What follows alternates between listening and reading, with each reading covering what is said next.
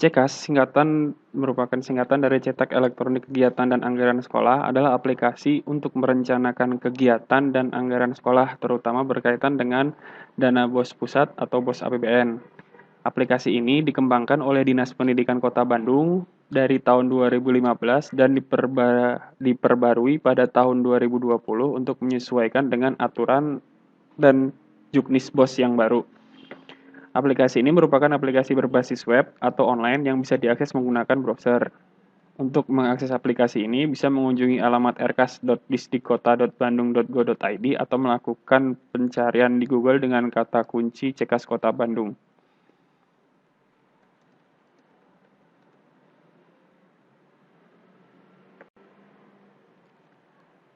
Untuk bisa login ke aplikasi, dibutuhkan akun SSO atau Single Sign-On yang dibuatkan oleh Dinas Pendidikan Kota Bandung. Pada tutorial kali ini akan membahas garis besar aplikasi secara singkat beserta menu-menu yang ada di aplikasi.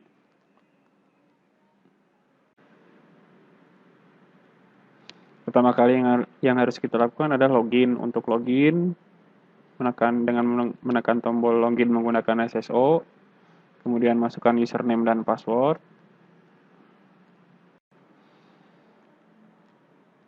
Kemudian tekan tombol allow. Nah, untuk login di sini akan muncul pemilihan peran login. Di sini memungkinkan satu username untuk sebagai beberapa peran gitu. Contohnya untuk sebagai pengawas sekolah, sebagai operator CKAS, admin, pembina BOS, pendamping wilayah dan sebagainya. Untuk tutorial kali ini saya akan menggunakan login sebagai operator CKAS. Ini adalah tampilan awal dari aplikasi. Di sebelah atas itu ada nama sekolah yang saat ini sedang aktif. Kemudian apabila diklik akan memunculkan notifikasi. Notifikasi ini nanti akan muncul apabila contoh perubahan status validasi atau perubahan status pada pengajuan komponen. Itu nanti akan dibahas. Kemudian sebelah kanan adalah bagian user. Di sini ada tombol logout dan tombol ubah peran. Tombol ubah peran ini tadi kembali ke tampilan awal di mana kita bisa memilih peran yang akan kita pakai saat login ke aplikasi. Di sebelah kiri ada kolom sekolah aktif dengan drop down di mana di sini akan muncul daftar sekolah yang kita manage.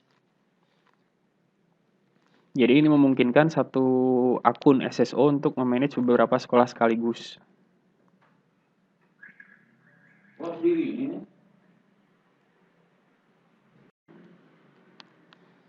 Pada sebelah kiri merupakan menu navigasi utama, di mana yang paling pertama itu adalah dashboard sekolah. Di dashboard sekolah kita bisa melihat jadwal pengisian dan pengumuman-pengumuman yang ada dari Dinas Pendidikan.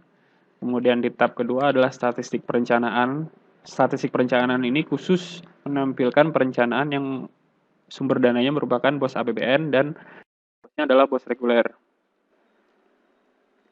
Di sini bisa dilihat rekapitulasi rencana pendapatan, rekapitulasi rencana belanja, kemudian selisih perencanaan. Selisih perencanaan ini merupakan rencana pendapatan dikurangi rencana belanja. Kemudian di bawahnya adalah status validasi rencana belanja. Jadi kita bisa memonitor jumlah perencanaan kita ada berapa yang belum divalidasi oleh pengawas, berapa yang sudah diterima, dan berapa yang ditolak. Di sebelah bawah, sebelah kiri merupakan rencana belanja berdasarkan program. Jadi kita bisa melihat berapa persentasi rencana belanja untuk setiap program. Program ini merupakan 8 standar yang ada. Untuk sebelah kanan adalah rencana belanja berdasarkan komponen BOS. Sama dengan berdasarkan program, tetapi di sini rencana dibagi berdasarkan komponen BOS yang ada pada setiap rencana belanja. Kemudian di bawahnya merupakan rencana belanja berdasarkan jenis belanja. Di sini kita bisa melihat berapa persentasi belanja pegawai, belanja barang dan jasa, dan belanja modal. Kemudian di bawahnya ada rencana pendapatan per tahapan dan rencana belanja per tahapan. Di sini kita bisa melihat rencana pendapatan per tahapan, apakah tahapannya triwulan atau caturwulan, kemudian juga belanjanya juga triwulan dan caturwulan. Kemudian untuk di bawahnya adalah rencana belanja berdasarkan kode rekening. Di sini rencana belanja dibagi lagi menjadi belanja pegawai, nanti akan muncul kode rekening belanja pegawai itu apa saja, kemudian kode rekening belanja barang dan jasa itu apa saja, belanja modal itu apa saja. Menu selanjutnya adalah profil sekolah. Di sini kita bisa mengubah data sekolah seperti nama, jenjang, kecamatan, status, kemudian nama kepala sekolah, nama bendahara, nama komite, NIP, dan sebagainya. Ini nanti akan nama kepala sekolah dan nama bendahara. Ini nanti yang akan muncul pada saat sekolah mencetak laporan. Di bawahnya ada menu perencanaan yang terbagi dari rencana pendapatan, kemudian rencana belanja. Rencana belanja sendiri juga dibagi lagi menjadi rencana belanja tidak langsung, belanja langsung, dan bos kota atau bos APBD. Kemudian di bawahnya ada menu realisasi. Realisasi ini dibagi dua. Yang pertama adalah dropping bank dan tarik tunai, di mana nanti sekolah untuk memasukkan hal-hal yang berkaitan dengan bank seperti transfer atau tarik tunai, atau mungkin bunga bank, atau mungkin bank, pokoknya yang berurusan dengan bank nanti akan dicatat di sini. Kemudian yang di bawahnya adalah belanja langsung. Semua jenis realisasi belanja akan disimpan di sini, baik tunai maupun non tunai. Menu selanjutnya adalah inventaris. Untuk saat ini, inventaris di sini akan mencatat aset lancar dan aset tetap, di mana aset lancar dan aset tetap itu akan muncul otomatis setelah sekolah melakukan realisasi belanja langsung. Kemudian di bawahnya ada referensi. Dari referensi di sini ada dibagi menjadi dua, komponen SSA dan pengajuan komponen SSA. Komponen SSA ini merupakan komponen SSA yang ada di standar satuan harga dari Kota Bandung. Jadi kita bisa mencari misalkan HVS A4. Kita bisa melihat harga tertinggi yang diizinkan, bukan diizinkan, harga tertinggi yang ada di Kota Bandung. Di sini juga ada tombol unduh file Excel untuk memudahkan pencarian. Apabila komponen yang diinginkan tidak ada di sini, sekolah bisa melakukan pengajuan komponen SSA. Untuk melakukan pengajuan komponen SSA, bisa melakukan pengajuan komponen baru. Yang wajib diisikan adalah jenis belanja, apakah dia pegawai, barang jasa, atau modal. Kemudian kode rekeningnya, kemudian nama barang atau komponennya, kemudian spesifikasi barang, satuan barang, dan harga satuannya. Dan di sini juga harus mengupload file bukti harga. File bukti harga ini adalah merupakan screenshot harga barang yang didapat bisa dari online atau harga yang tercantum pada barang. Untuk file bukti harga tidak boleh menggunakan kwitansi pembelian.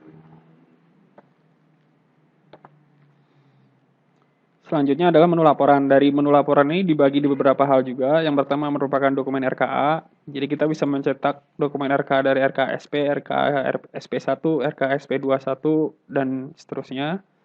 Kemudian BOS pusat, kita bisa mencetak dokumen BOS K1, K2, K3, K4, seterusnya sampai dengan BOS 9. Dan di bawahnya adalah laporan realisasi, di mana kita bisa mencetak laporan realisasi belanja dan rekonsiliasi belanja. Kemudian selanjutnya adalah rincian objek belanja, di mana kita bisa melihat laporan realisasi per kode rekening. Kemudian yang bawahnya adalah laporan untuk aset lancar dan persediaan. Kita bisa mencetak buku barang persediaan dan rekapitulasi barang persediaan.